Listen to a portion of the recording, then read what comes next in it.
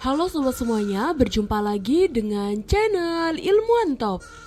Selama ribuan tahun, peradaban kuno telah meninggalkan jejak-jejak misterius yang membingungkan para arkeolog dan sejarawan. Dunia pun dibuat bertanya-tanya oleh misteri-misteri yang seolah tak terpecahkan. Bayangkan, lorong rahasia Gua Safarwadi di Pamijahan yang konon menembus hingga ke Mekah, pasukan Kambises II yang lenyap ditelan badai pasir di Sahara, atau patung Mesir aneh yang memperlihatkan Firaun muda duduk di pangkuan seseorang dengan wajah terhapus. Rahasia-rahasia seperti sistem hidrolik spiral di Nazca yang mampu menghidupkan gurun, hingga hilangnya kota legendaris Iram of the Pillars di padang pasir Oman, sempat menjadi bahan spekulasi tanpa ujung. Namun, berkat kemajuan ilmu pengetahuan, arkeologi dan teknologi modern, satu persatu tabir misteri itu akhirnya tersingkap. Kisah nyata tentang beton Romawi yang lebih tahan lama dari beton masa kini, penemuan jalur transportasi batu piramida Giza, hingga terpecahkannya kode rahasia Viking dan isi perpustakaan Herculaneum yang kini mengubah legenda menjadi fakta sejarah yang menakjubkan. Dalam video kita kali ini kita akan bahas untuk kalian 20 misteri sejarah kuno paling terkenal di dunia yang akhirnya berhasil dipecahkan. Mengungkap sejarah luar biasa di balik terkuaknya rahasia masa lampau. Tapi sebelum masuk ke inti video, seperti biasa kita ingetin kalian jangan lupa like dan subscribe supaya channel sederhana ini tetap bisa memberikan manfaat kepada semua orang. Gua Safarwadi di Pamijahan. Gua Safarwadi di Pamijahan, Tasikmalaya merupakan situs bersejarah yang erat kaitannya dengan Syekh Abdul Muhyi, seorang penyebar tarekat Satariyah di Jawa Barat. Gua ini terletak sekitar 800 meter dari kompleks makam beliau dan dapat dicapai dengan berjalan kaki. Masyarakat setempat mempercayai bahwa gua ini memiliki lorong-lorong yang mengarah ke berbagai daerah seperti Cirebon, Banten, Surabaya, bahkan hingga ke Mekah. Namun sesepuh setempat, Kiai Haji Endang Ajidin dan arkeolog dari Universitas Indonesia, Dr. Ali Akbar, menegaskan bahwa kisah tersebut hanyalah bagian dari hikayat para leluhur dan tidak memiliki dasar ilmiah. Ia juga menceritakan bahwa beberapa tahun lalu seorang pemuka agama mencoba membuktikan keberadaan lorong tersebut, tetapi justru tersesat. Setelah insiden tersebut, mulut lorong ditutup dengan pagar besi untuk mencegah kejadian serupa. Namun, para tokoh agama dan arkeolog menegaskan bahwa cerita tersebut tidak memiliki dasar ilmiah dan hanya merupakan cerita rakyat yang berkembang. Majelis Ulama Indonesia dan Muhammadiyah bahkan secara khusus menegaskan bahwa klaim adanya terowongan menuju Mekah tidak berdasar dan sebaiknya tidak dipercayai. Ia mengimbau masyarakat untuk menjadikan gua tersebut sebagai tempat rekreasi dan tadabbur alam, bukan sebagai sarana perjalanan menuju tanah suci. Penjelasan ilmiah telah mengungkap bahwa Gua Safarwadi hanyalah gua alam biasa yang syarat nilai sejarah dan spiritual tanpa lorong rahasia yang menembus benua. Dengan demikian, misteri kuno tentang lorong tembus ke Mekah kini telah terpecahkan melalui pendekatan sejarah, arkeologi, dan edukasi publik sehingga mengembalikan Gua Safarwadi pada peran aslinya sebagai warisan budaya dan saksi sejarah penyebaran Islam di Tasikmalaya. Tentara yang hilang dari Kambises II. Pada masa pemerintahan Kambises II, penguasa Kekaisaran Achaemenid yang berkuasa sejak tahun 530 hingga 522 sebelum Masehi, tercatat sebuah ekspedisi militer besar-besaran yang menjadi salah satu misteri terbesar dalam sejarah kuno. Herodotus, sejarawan Yunani abad ke-5 sebelum Masehi, menuliskan bahwa Kambises II mengirim sebanyak 50.000 tentara ke Gurun Sahara dengan tujuan menaklukkan oasis Siwa di Mesir setelah para imam di sana menolak mengakui klaim kekuasaannya atas Mesir. Tentara ini bergerak dari Luxor menuju barat, namun di tengah perjalanan mereka diterjang badai pasir yang sangat dahsyat. Herodotus menggambarkan bagaimana angin selatan yang kencang membawa pusaran pasir dan menelan seluruh pasukan hingga lenyap tanpa jejak, menciptakan legenda tentang tentara yang hilang dan terkubur di bawah pasir gurun. Selama berabad-abad, banyak ekspedisi dilakukan untuk mencari sisa-sisa pasukan ini, namun hasilnya nihil sehingga kisah ini dianggap sekedar mitos. Baru pada tahun 2009, dua arkeolog Italia, Angelo dan Alfredo Castiglioni, mengumumkan penemuan sisa-sisa tulang belulang manusia, senjata perunggu, dan perhiasan dari masa Achaemenid di dekat Oasis Siwa. Temuan ini didukung oleh penelitian peta kuno dan survei geologis yang menunjukkan rute alternatif pasukan Kambises II, serta penemuan sumur artifisial dan tong air yang berasal dari masa 2500 tahun lalu, menguatkan dugaan bahwa pasukan tersebut memang pernah melintasi wilayah tersebut dan airnya terkubur badai pasir. Nasib Martin Bormann yang ditemukan mati sekitar lokasi pelarian terakhirnya. Martin Bormann, salah satu tokoh paling berpengaruh di lingkaran dalam Adolf Hitler, menjadi pusat salah satu misteri terbesar setelah Perang Dunia II. Pada hari-hari terakhir kekuasaan Nazi di Berlin, Bormann berada di bunker bawah tanah bersama Hitler, menyaksikan kehancuran rezim yang telah ia layani dengan setia. Setelah Hitler bunuh diri pada 30 April 1945, Bormann bersama para pejabat tinggi Nazi lainnya berusaha melarikan diri dari kepungan tentara Uni Soviet yang semakin mendekat. Pada malam 1 Mei 1945, ia meninggalkan bunker bersama Ludwig Stampfeger dan Arthur Axmann. Mereka menelusuri jalur kereta api menuju stasiun Leather, namun di tengah kegelapan dan kepanikan, kelompok itu terpisah akibat serangan mendadak tentara Soviet. Axmann yang berhasil lolos dari serangan tersebut kemudian menemukan Bormann dan Stampfeger telah tewas di dekat jalur kereta. Namun karena tidak ada jenazah yang diidentifikasi secara resmi pada masa itu, spekulasi liar bermunculan. Selama puluhan tahun dunia diguncang oleh rumor-rumor bahwa Bormann masih hidup. Kabarnya melarikan diri ke Amerika Selatan, bahkan ada yang menyebut ia menjadi mata-mata Soviet. Baru pada tahun 1972, ketika para pekerja konstruksi secara tidak sengaja menemukan tengkorak dan tulang belulang di sekitar lokasi pelarian terakhirnya, misteri ini mulai terungkap. Hasil identifikasi forensik termasuk ciri khas luka lama di tengkorak dan sisa racun sianida di dalamnya memperkuat bukti bahwa jasad tersebut memang milik Bormann. Temuan ini akhirnya menutup bab panjang spekulasi mengenai nasibnya, sekaligus menegaskan bahwa ia meninggal pada 2 Mei 1945 saat berusaha melarikan diri dari Berlin yang telah jatuh ke tangan sekutu. Fir'aun muda duduk di pangkuan seseorang yang wajahnya sudah terhapus. Patung Mesir yang dikenal sebagai patung mustahil di National Museum Scotland telah lama menjadi teka-teki besar dalam dunia arkeologi. Patung kecil ini terbuat dari batu kapur dan menampilkan seorang Fir'aun muda duduk di pangkuan seseorang yang wajahnya sudah terhapus, menciptakan misteri identitas kedua tokoh tersebut. Dalam tradisi seni Mesir kuno, sangat jarang bahkan hampir tidak pernah Fir'aun digambarkan bersama orang non-kerajaan dalam satu patung 3 dimensi. Karena penggambaran seperti itu dianggap melanggar norma sakral kerajaan. Keunikan inilah yang membuat para ahli selama puluhan tahun menyebutnya sebagai impossible statue atau patung yang mustahil. Penelitian mendalam dilakukan oleh Margaret Maitland, kurator utama Mediterania kuno di Museum Nasional Skotlandia, yang menelusuri asal-usul patung ini hingga ke Deir el Medina, sebuah komunitas pengrajin makam kerajaan di dekat lembah para raja. Melalui analisis arsip, perbandingan dengan patung lain dari lokasi yang sama, serta kajian terhadap catatan sejarah dan budaya material, Maitland menemukan bahwa pada masa pemerintahan Ramses II, komunitas Deir el Medina mendapat izin khusus untuk membuat patung yang menggambarkan Fir'aun bersama tokoh non-kerajaan. Patung ini diyakini menggambarkan Ramses II muda yang duduk di pangkuan Ramose, seorang pemimpin kultus dan juru tulis senior yang sangat dihormati di komunitas tersebut. Petunjuk kuat datang dari ornamen karangan bunga yang dikenakan sosok berlutut. Seseorang yang sangat langka bagi pria Mesir kuno, namun ditemukan juga pada patung kayu lain yang jelas-jelas menggambarkan Ramose. Walau ada perdebatan di kalangan arkeolog mengenai identitas Fir'aun yang digambarkan, penelitian Maitland menegaskan bahwa keberadaan patung ini merupakan pengecualian istimewa yang hanya terjadi di komunitas Deir el Medina, di mana para pengrajin memiliki hak istimewa untuk mengekspresikan pengabdian mereka kepada raja melalui seni.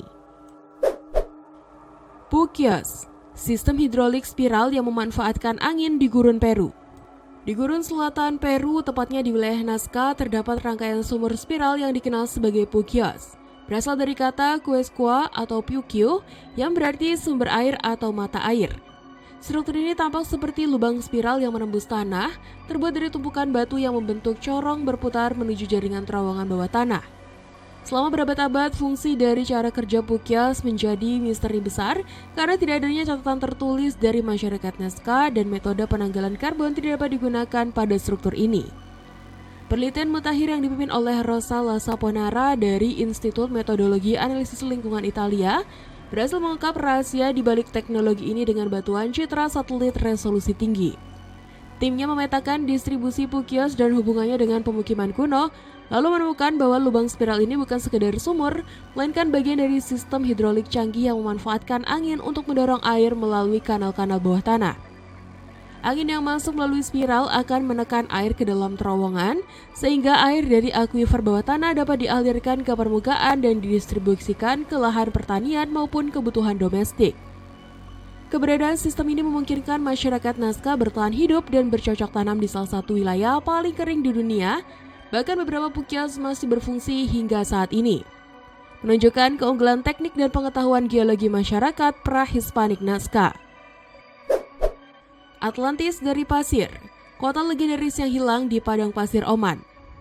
Atlantis dari pasir yang juga dikenal sebagai Iram of the Pillars telah lama menjadi legenda dalam budaya Arab dan disebut dalam Al-Quran sebagai kota kaum Ad yang makmur namun akhirnya dihancurkan akibat kesombongan dan penolakan terhadap ajaran Nabi Hud.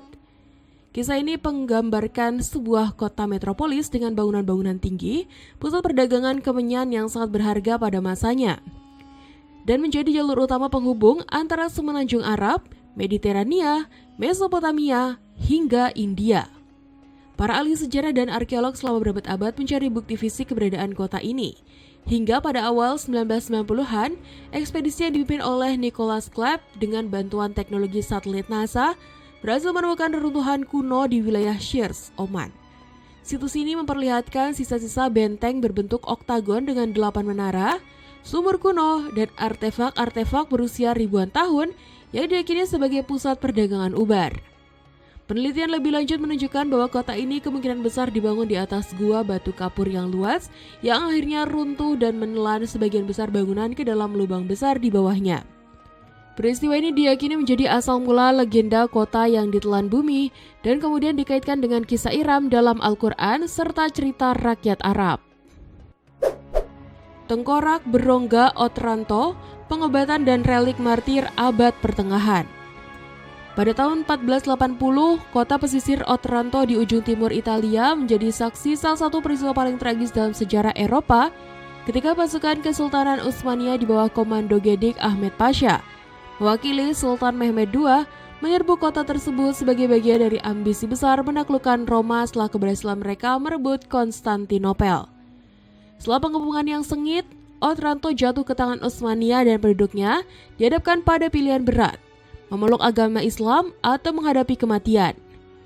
Sebanyak 813 pria dewasa menolak untuk berpindah keyakinan dan akhirnya dieksekusi secara massal di sebuah bukit yang kemudian dikenal sebagai Colle della Minerva pada tanggal 14 Agustus 1480. Kisah pengorbanan ini menjadi simbol keteguhan iman dan perlawanan penduduk kota Otranto terhadap penaklukan, sampai akhirnya mereka dikenal sebagai martir Otranto. Tengkorak para martir tersebut kemudian disimpan dan dipajang di Katedral Otranto sebagai bentuk penghormatan dan pengingat akan tragedi itu.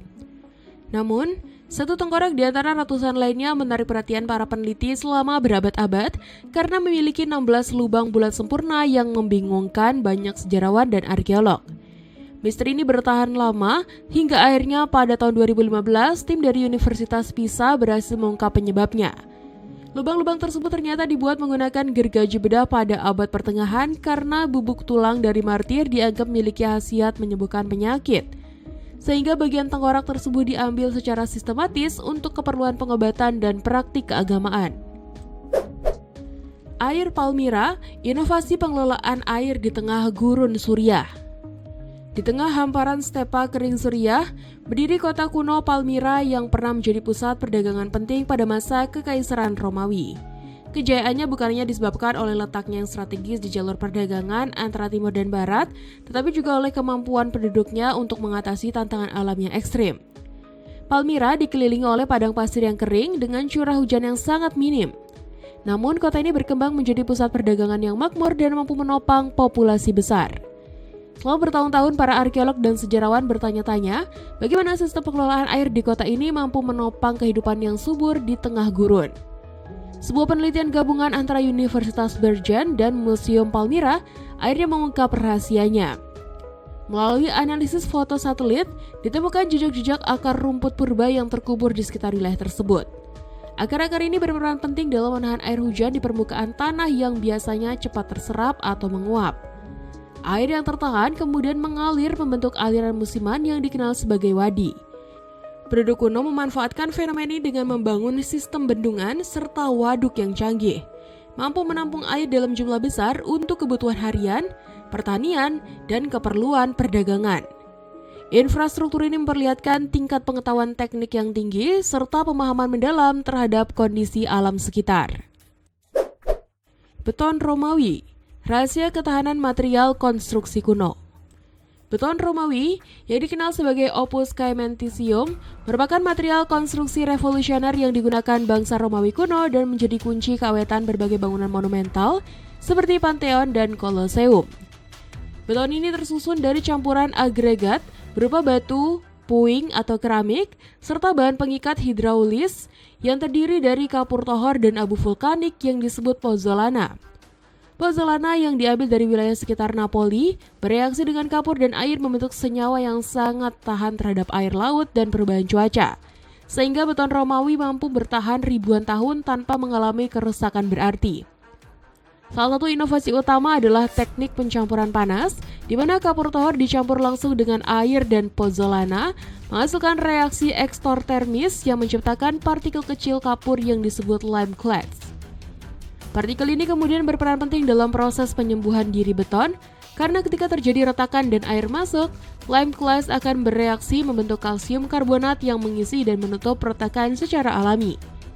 Penelitian modern termasuk yang dilakukan oleh tim dari Massachusetts Institute of Technology berhasil mengungkap bahwa keunikan komposisi dan teknik pencampuran inilah yang membuat beton Romawi jauh lebih tahan lama dibanding beton modern yang cenderung mudah retak dan rusak dalam waktu singkat. Piramida Agung Giza, teknologi transportasi dan konstruksi batu pada zaman Mesir kuno. Piramida Agung Giza berdiri sebagai monumen megah yang dibangun sekitar tahun 2560 sebelum Masehi untuk menjadi makam Fir'aun Khufu dari dinasti keempat Mesir. Proses pembangunannya berlangsung selama lebih dari 2 dekade dan melibatkan ribuan pekerja terampil yang mengangkut sekitar 170.000 ton batu kapur dari tambang Tura yang berjarak lebih dari 12 km dari lokasi piramida. Penemuan gulungan papirus kuno yang ditulis oleh pengawas bernama Merer mengungkap secara detail bagaimana batu-batu besar itu dipindahkan menggunakan perahu kayu di sepanjang cabang Sungai Nil yang kini telah terkubur di bawah gurun. Sistem kanal dan pelabuhan khusus dibangun di dekat dasar piramida untuk memudahkan bongkar muat balok batu. Sementara rem besar dan jalan bertangga digunakan untuk mengangkat batu ke ketinggian yang diperlukan. Setelah batu kapur, batu pualam dari tambang Hatnub juga diangkut dengan sistem kereta luncur dan tali yang memungkinkan pengangkatan di lereng curam, membuktikan kecanggihan teknik sipil Mesir kuno. Kompleks piramida ini tidak hanya terdiri dari makam utama, tapi juga dari kuil pemujaan, piramida-piramida kecil untuk anggota keluarga kerajaan, serta permukaan pekerja lengkap dengan toko roti, pabrik bir, dan bengkel peleburan tembaga yang menjadi pusat aktivitas selama proyek berlangsung. Kalender Maya, sinkronisasi siklus astronomi dalam sistem penanggalan kuno. Kalender Maya telah lama menjadi pusat perhatian para ahli karena kecanggihan dan kerumitannya, terutama siklus 819 hari yang selama puluhan tahun membingungkan dunia ilmiah. Sistem ini ditemukan dalam prasasti kuno dan awalnya hanya dipahami sebagai bagian dari sistem penanggalan yang lebih besar, di mana setiap 819 hari dikaitkan dengan satu dari 4 warna dan arah utama. Namun para peneliti kesulitan menemukan hubungan antara siklus ini dengan peristiwa astronomi, khususnya periode sinodis planet, yaitu waktu yang dibutuhkan sebuah planet untuk kembali ke posisi yang sama di langit malam jika diamati dari bumi. Sementara Merkurius dengan periode sinodis 117 hari dapat dikalikan 7 untuk menghasilkan 819. Planet-planet lain seperti Venus, Mars, Jupiter, dan Saturnus tidak menunjukkan kecocokan serupa dalam satu siklus. Penelitian terbaru yang dipublikasikan oleh antropolog dari Universitas Tulane, Joel Linden dan Victoria Bricker berhasil mengungkap bahwa kalender ini sebenarnya dirancang untuk siklus yang jauh lebih panjang, yakni 20 kali 819 hari atau 16.380 hari, yang setara dengan sekitar 45 tahun.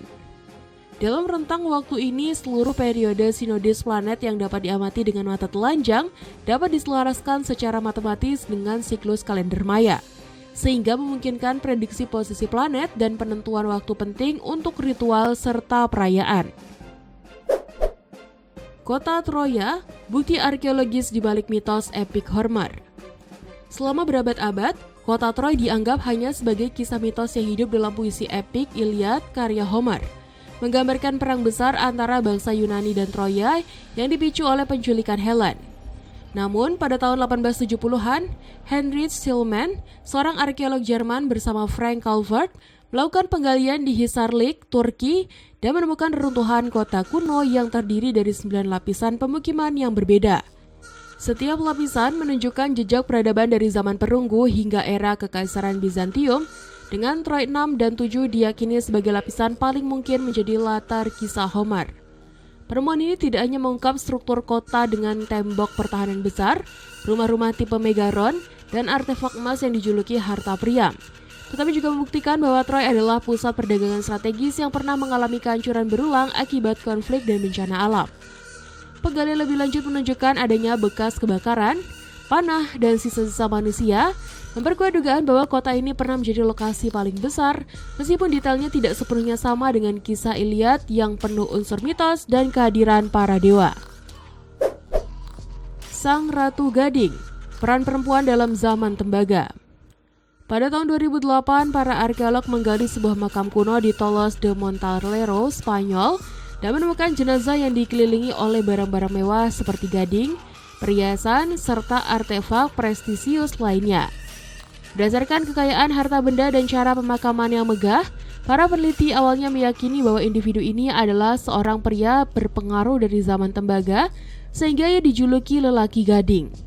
Selama lebih dari 1 dekade, identitas ini tidak pernah dipertanyakan, karena asumsi lama tentang struktur sosial masa lalu yang cenderung menempatkan laki-laki sebagai pemegang kekuasaan.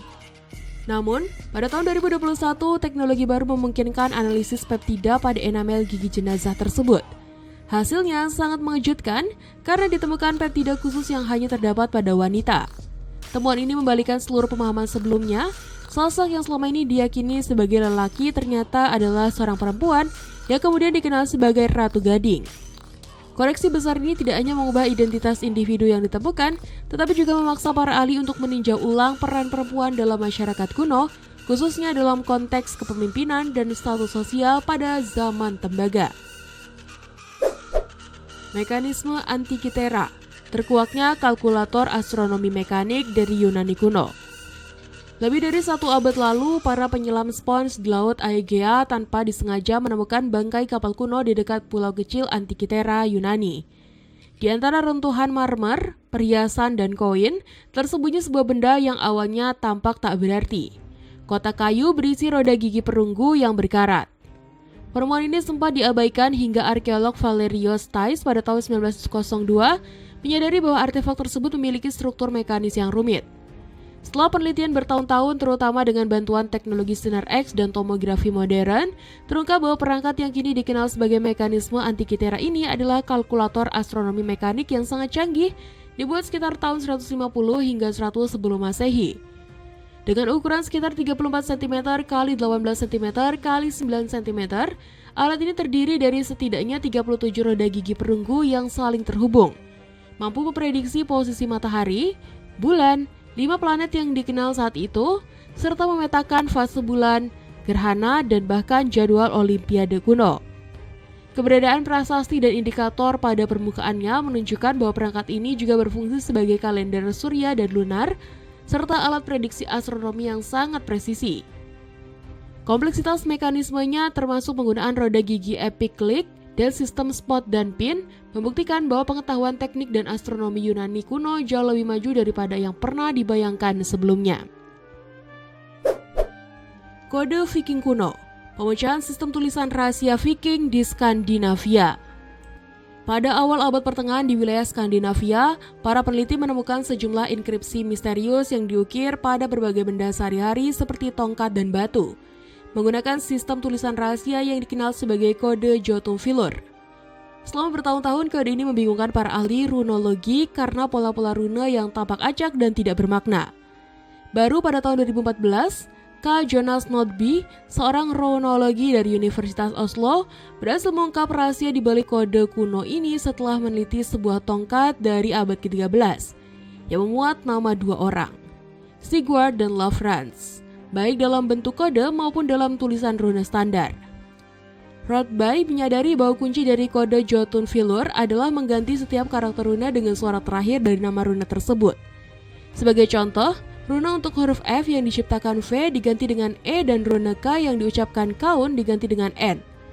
Penemuan ini sangat penting karena selama ini hanya ada 9 inskripsi yang menggunakan kode Jotunfilur di seluruh Skandinavia, dan belum pernah ada yang berhasil menerjemahkannya. Proses pemecahan kode ini mirip seperti menggunakan teka-teki, di mana Nordby secara perlahan mulai melihat pola dalam rangkaian rune yang sebelumnya dianggap tidak bermakna.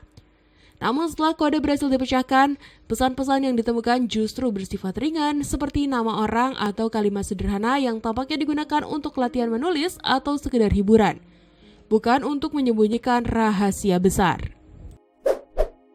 Papyrus Herculaneum, terbukanya isi perpustakaan kuno berkat teknologi modern. Pada tahun 79 Masehi, letusan dahsyat Gunung Vesuvius meluluh lantahkan kota Herculaneum, mengubur villa-villa mewah dan seluruh isinya di bawah lapisan abu vulkanik yang panas. Salah satu penemuan yang paling luar biasa dari reruntuhan tersebut adalah perpustakaan di Villa Papyri, satu-satunya perpustakaan dari zaman klasik yang bertahan hingga kini. Berisi sekitar 1.800 hingga 2.000 gulungan papirus. Gulungan-gulungan ini yang sebagian besar ditulis dalam bahasa Yunani dan memuat karya-karya filsafat Epikuren, terutama oleh Philomedemus dari Gadara, berubah menjadi arang akibat panas ekstrim, sehingga sangat rapuh dan tidak mungkin dibuka secara fisik tanpa menyebabkan kerusakan fatal. Selama berabad-abad, gulungan-gulungan ini hanya dianggap sebagai gumpalan arang tak bernilai, hingga akhirnya pada 1752 para arkeolog menyadari nilainya yang tak ternilai. Sejak saat itu, berbagai upaya dilakukan untuk mengungkap isinya, mulai dari eksperimen membuka secara manual yang seringkali berujung pada kehancuran, hingga penggunaan teknologi sinar X dan fotografi digital. Namun, tinta berbasis karbon yang digunakan bangsa Romawi hampir mustahil dibedakan dari papirus yang juga telah berkarbonasi, sehingga isi gulungan tetap tersembunyi di balik lapisan-lapisan rapuh selama hampir 2 milenium. Hilangnya peradaban Nazca.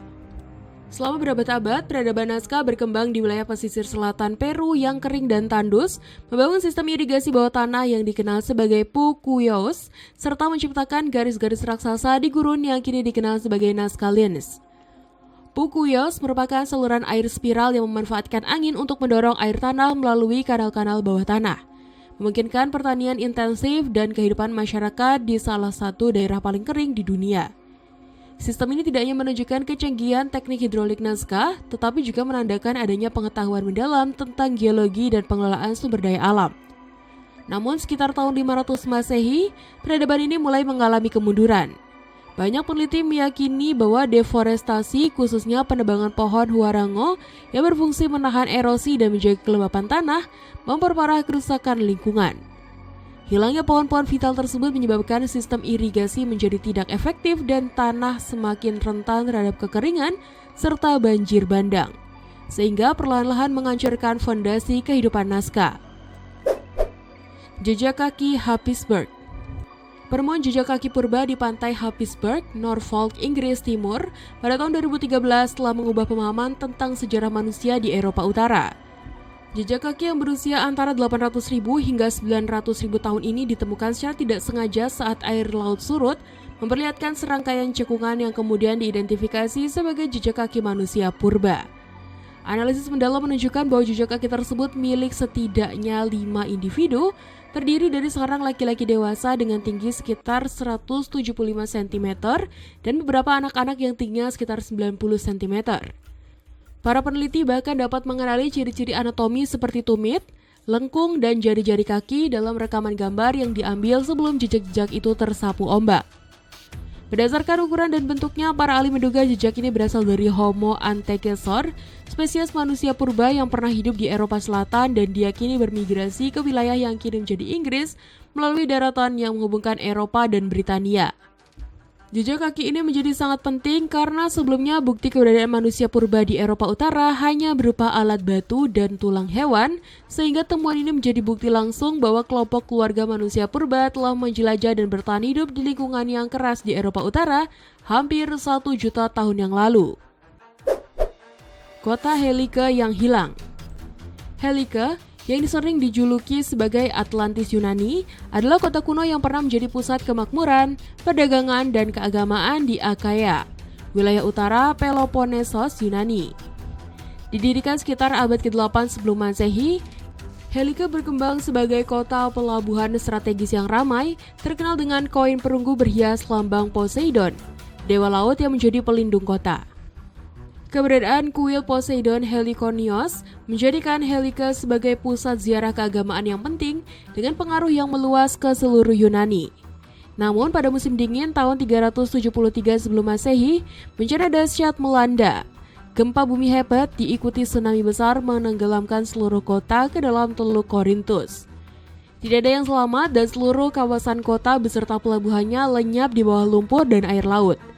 Selama berabad-abad, kisah tentang Helike hanya hidup dalam catatan para penulis kuno seperti Strabo dan Pausanias, yang menggambarkan reruntuhan kota yang masih terlihat di bawah permukaan air dan menjadi daya tarik para pelancong Romawi.